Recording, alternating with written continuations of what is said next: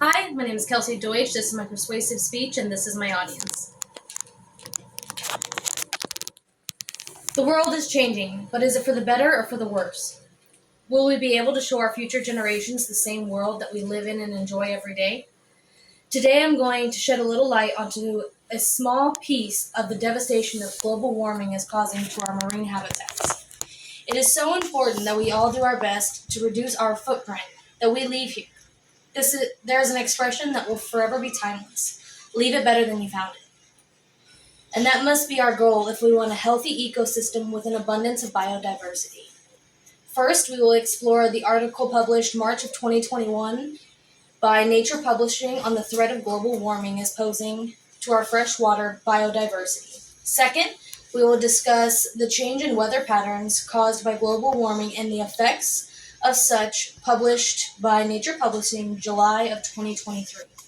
And last, we will touch on some of the information provided by Walter Basil, published in December of 2022, on the repercussions of climate change and its effects on biodiversity within our biotic communities. The threat of global warming is very real. All living things need water. We are made of 70% of it. We drink it, we sweat it out, we wash our bodies, and so many other valuable things. My husband and I are very outdoors kind of people. And man, do we love to fish. We pack a lunch and drinks, and then we take our son and we enjoy the world and the wonderful things that it has to offer. We want to continue to do this and build on this tradition, but we are aware that global warming poses an enormous threat to our freshwater marine habitats as well as salt and their populations. Many studies have been conducted on the effects of climate change within marine ecosystems, and unfortunately, we overlook a lot of freshwater communities while doing so. Digging in deep, I was able to find some amazing facts on this exact issue in the article published by Nature Publishing March of 2021, titled Threats of Global Warming. This article sheds light on the astounding 36% of freshwater biotic communities being exposed to extreme temperature changes. This is no small amount when you look at the larger picture. The fact of the matter is that there's one reason for how animals become endangered, or even worse, they become extinct. Not to mention the impact on the agricultural production. The food you eat is also in danger of no longer being produced in the way that it is sustainable. Global warming has such an impact on our world already, the signs of which are everywhere. What was once a predictable weather pattern has become a world anomaly. The weather pattern that typically holds hands with El Niño is his lesser-known counterpart, La Niña. La Niña is a weather pattern that has had a dramatic shift in global warming's presence. The greenhouse gases that are trapped within our atmosphere are causing La Niña to occur more frequently. And this may not sound like much, but this slight change can and does have such an impact on our ecosystems, both large and small. La Niña has a broader easterly wind, and it causes slower heat recharge. That causes cold anomalies, which lead to a change in breeding times, food sources, and can even allow a change in our predator-prey relationships.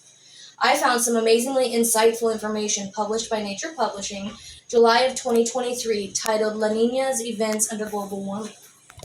Our world is not a renewable resource. We only have one, and it is up to us to make the difference. An article published by Walter Basil, December of 2022, titled Effects of Climate Change on Freshwater Biodiversity is one of 6 articles that was published.